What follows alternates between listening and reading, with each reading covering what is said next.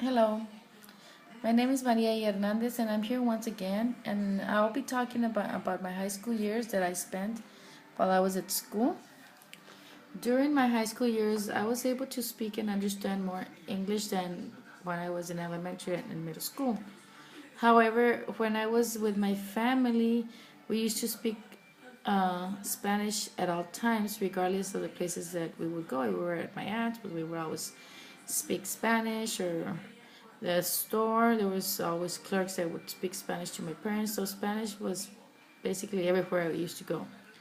On the other hand, when I was with my other two sisters, we would speak English, not all the times, but eventually we would try to practice our English that we were practicing at school too.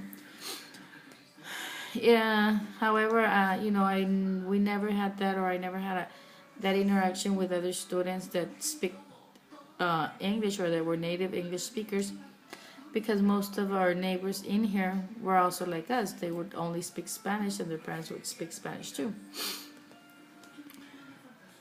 When I attended school, I would always use both languages, or what they would call code switching, or what they call code switching.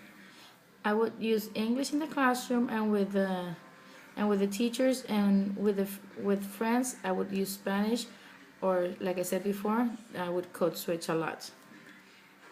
As far as I can remember, when I was in middle school, I was in a classroom where they would call it ESL, because they would teach us English as a second language. And I do remember that our groups were segregated by the students' linguistic ability.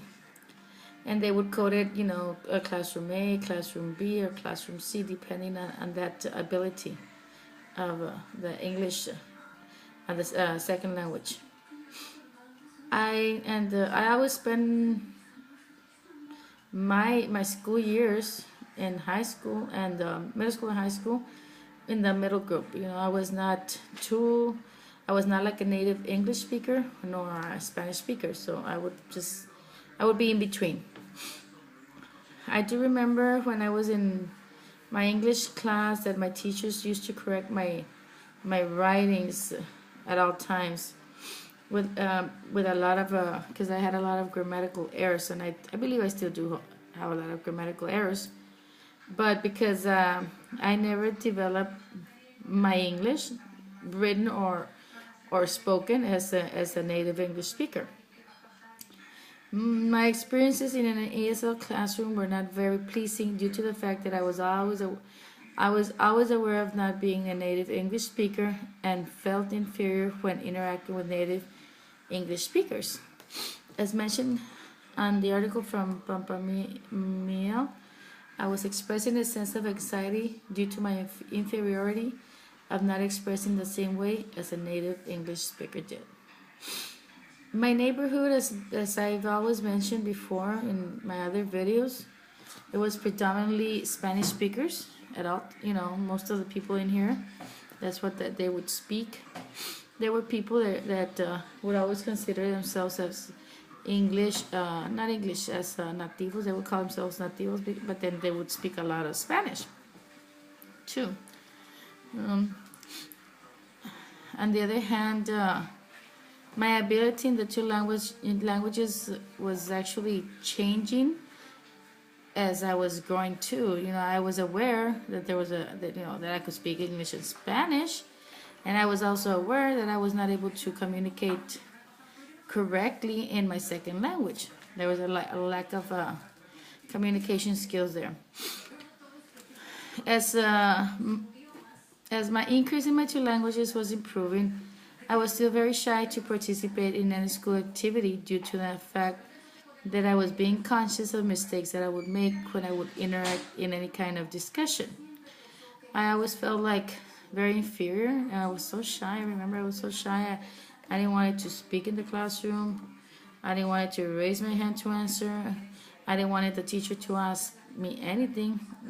As I previously said, I was extremely aware that I could make mistakes when speaking, because either I would use the past tense or the present tense. That's how I would. That's how I would know. I didn't know I was making the mistake, but the other people did know that I was making it. I remember that my classmates would always say, "You're very quiet," but they never knew the reason for my silence and very slight participation in the classroom projects. The only conflict that I could think of about having during my high school years was a conflict of inferiority, and that did not allow me to express freely when interacting with native English speakers. Well, that's most of my high school years. I always passed my exams. I did pass my exams. Even though I was not able to achieve my English as I would have liked, as an English native speaker. However, I am very glad that I'm able to speak both languages. I'm able to communicate in both languages, either written or spoken. So even though I never were in our district, like I've mentioned before, we never had the support of a dual language program. Until now, that's where they're implementing that with the current children. Okay, thank you.